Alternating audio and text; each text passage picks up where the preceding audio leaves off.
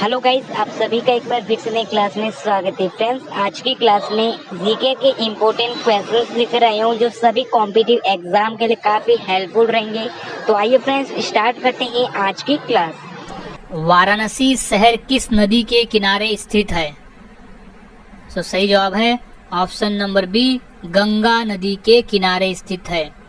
अगला सवाल, दिल्ली से पहले भारत की राजधानी कहाँ पर थी? सही जवाब है ऑप्शन नंबर डी, कोलकाता में। अगला सवाल, भारत का सर्वोच्च नागरिक सम्मान पुरस्कार कौन सा है? इसका सही जवाब है option number A, Bharat Ratna. Bharat Ratna Bharat का सर्वोच्च नागरिक सम्मान पुरस्कार है। अगला सवाल, भारत का सबसे ऊंचा बांध कौन सा है? इसका सही जवाब है ऑप्शन नंबर ए, टिहरी बांध भारत का सबसे ऊंचा बांध है। अगला सवाल है, भारत में मिसाइल मैन के नाम से किसे जाना जाता है? इसका सही जवाब है option number B, APJ Abdul Kalam को मिसाइल मैन के नाम से भी जाना जाता है। अगला सवाल, नीरज चोपड़ा का संबंध किस खेल से है? सही जवाब है option number B, javelin throw से है संबंध नीरज चोपड़ा का। अगला सवाल, भारत के राष्ट्रीय गान गाने की समय की अवधि कितनी है? इसका सही जवाब है राष्ट्रीय गान गाने की अवधि है 52 second. Option number D 52 second है। अगला सवाल, विश्व का सबसे बड़ा महाद्वीप कौन सा है? इसका सही जवाब है ऑप्शन नंबर डी, एशिया महाद्वीप विश्व का सबसे बड़ा महाद्वीप है। क्वेश्चन इंपॉर्टेंट है, क्वेश्चन कई बार पेपर में पूछा जा चुका है। अगला सवाल है, दिल्ली का लाल किला किसने बनवाया? क्वेश्चन इंपॉर्टेंट है और ये क्वेश्चन 2 से 3 बार पेपर में आया हुआ भी है। दिल्ली का लाल किला बनवाया है ऑप्शन नंबर सी, शाहजहां ने। मुगल शासक शाहजहां ने दिल्ली का लाल किला बनवाया है। अगला सवाल है, भारत की सबसे ऊंची मीनार कौन सी है? सही जवाब है option number C, Qutub Minar Bharat की सबसे ऊंची मीनार है। अगला सवाल, कुचिपुड़ी नृत्य कहाँ आरंभ हुआ था? सही जवाब है option number B, Andhra Pradesh में। अगला सवाल, विश्व आदिवासी दिवस किस दिन मनाया जाता है? इसका सही जवाब है ऑप्शन नंबर सी, 9 अगस्त को। 9 अगस्त को हम हर साल विश्व आदिवासी दिवस मनाते हैं। अगला सवाल, टीपू सुल्तान कहाँ का शासक था? सही जवाब है ऑप्शन नंबर सी, मैसूर का शासक था। अगला सवाल, चरक किसके राज चिकित्सक थे? इसका सही जवाब है ऑप्शन नंबर डी, कनिष्क के। अगला सवाल, महावीर की माता कौन थी? इसका सही जवाब है option number B, Trishala. Mahavir की माता जी का नाम था त्रिशला। अगला सवाल, गुप्त शासकों की सरकारी भाषा कौन सी थी? क्वेश्चन इंपॉर्टेंट है, 2 बार रेलवे के एग्जाम में आया हुआ है, एनटीपीसी में। इसका सही जवाब है ऑप्शन नंबर बी, संस्कृत भाषा। गुप्त शासकों की सरकारी भाषा थी संस्कृत भाषा। अगला सवाल, गौतम बुद्ध ने अपना प्रथम उपदेश कहाँ दिया था?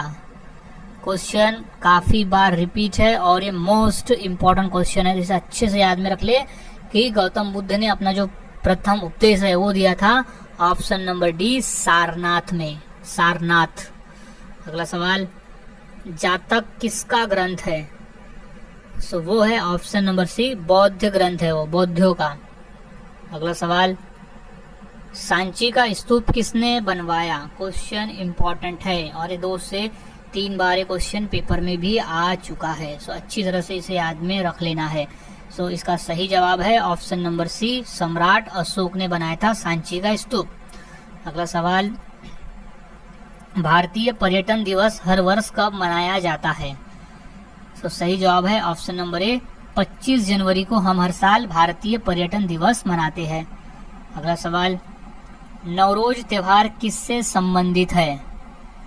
इसका सही जवाब है ऑप्शन नंबर सी पारसी धर्म के लोगों से संबंधित है नवरोज का त्योहार, क्योंकि नवरोज को न्यू ईयर माना जाता है पारसी धर्म में। अगला सवाल, बिहू किसका मुख्य पर्व है? तो सही जवाब है ऑप्शन नंबर ए असम का। असम राज्य का प्रमुख जो पर्व है वो है बिहू। अगला सवाल, दक्षिण भारत की नदियों में सबसे लंबी नदी कौन सी है? सो वो है ऑप्शन नंबर ए गोदावरी नदी, जिसे दक्षिण गंगा नदी के नाम से भी जाना जाता है। कई बार क्वेश्चन पूछा गया है कि दक्षिण गंगा या तो फिर वृद्ध गंगा किसे कहा जाता है, कौन सी नदी को कहा जाता है? तो वो है गोदावरी नदी को।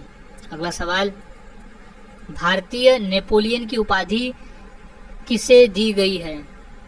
सो इसका सही जवाब है ऑप्शन नंबर बी समुद्रगुप्त को। अगला सवाल, भारत के साथ किस देश की अंतर्राष्ट्रीय सीमा नहीं है, यानी ऑप्शन में दिए गए कौन से देश के साथ नहीं है? सो इसका सही जवाब है ऑप्शन नंबर ए श्रीलंका के साथ में भारत की अंतर्राष्ट्रीय सीमा नहीं है। अगला सवाल, निम्नलिखित में से कौन सी जगह आरबीआई की नोट छपाई की गई है? सो सही जवाब है ऑप्शन नंबर डी नासिक में। अगला सवाल, भारत में बनी पहली रंगीन फिल्म कौन सी थी? सो सही जवाब है ऑप्शन नंबर डी किसान कन्या। अगला सवाल, भारत डायनामाइट लिमिटेड केंद्र कहाँ स्थित है? सो सही जवाब है ऑप्शन नंबर ए हैदराबाद में। भारत डायनामाइट लिमिटेड केंद्र स्थित है हैदराबाद में। अगला सवाल, भारत में स्वर्ण मुद्राएं किसने चलाई? सो सही जवाब है ऑप्शन नंबर सी यूनानी ने। भारत में स्वर्ण मुद्राएं यूनानी ने चलाई। अगला सवाल, स्वामी विवेकानंद का वास्तविक नाम क्या था? सो इसका सही जवाब हो जाएगा option number B Narendranath Datta. Swami Vivekananda का वास्तविक नाम था नरेंद्रनाथ दत्त। अगला सवाल, सबरीमाला किस प्रदेश में है? तो सही जवाब है ऑप्शन नंबर ए केरल राज्य में। अगला सवाल, सिख गुरु अर्जुन देव किसके शासन काल में थे? क्वेश्चन आया है कई बार पेपर में, इंपॉर्टेंट है ये, मोस्ट इंपॉर्टेंट है ये। सो इसका सही जवाब है ऑप्शन नंबर बी जहांगीर के शासन काल में थे सिख गुरु अर्जुन देव। अगला सवाल, भारत की सर्वाधिक बड़ी जनजाति कौन सी है? सो वो है ऑप्शन नंबर बी भील जनजाति भारत की सबसे बड़ी जनजाति है। अगला सवाल, जगन्नाथ मंदिर किस राज्य में है? सो सही जवाब है ऑप्शन नंबर ए उड़ीसा राज्य में। अगला सवाल, किस सिख गुरु ने फारसी में जफरनामा लिखा था? तो सही जवाब है ऑप्शन नंबर बी गुरु गोविंद सिंह जी ने। अगला सवाल, पाल वंश का संस्थापक कौन था? तो सही जवाब है ऑप्शन नंबर बी गोपाल, पाल वंश का संस्थापक था। अगला सवाल, औरंगजेब का मकबरा कहाँ पर है? सो इसका सही जवाब है ऑप्शन नंबर सी औरंगाबाद में। औरंगजेब का मकबरा स्थित है औरंगाबाद में। अगला सवाल, हुमायूंनामा की रचना किसने की थी? सो सही जवाब है ऑप्शन नंबर ए गुलबदन बेगम ने हुमायूंनामा की रचना की थी। गुलबदन बेगम बाबर की पुत्री थी और हुमायूं की सिस्टर थी, जिसने अपने भाई के चरित्र पर यानी अपने भाई के जीवन पर हुमायूंनामा नामक पुस्तक लिखी थी। अगला सवाल, चोल शासकों की भाषा क्या थी? सो सही जवाब है ऑप्शन नंबर ए तमिल भाषा थी। अगला सवाल, महान सम्राट अशोक किस वंश के थे? सही जवाब है ऑप्शन नंबर बी मौर्य वंश के थे महान सम्राट अशोक। अगला सवाल, नालंदा विश्वविद्यालय का संस्थापक कौन था?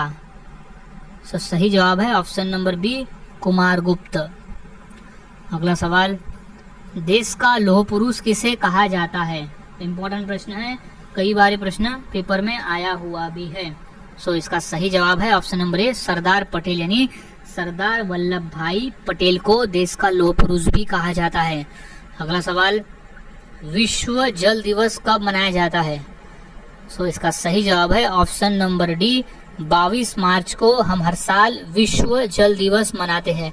जल के प्रति संरक्षण करने, उसे बचाने के अवेयरनेस को फैलाने के लिए हम 22 मार्च को जल दिवस मनाते हैं।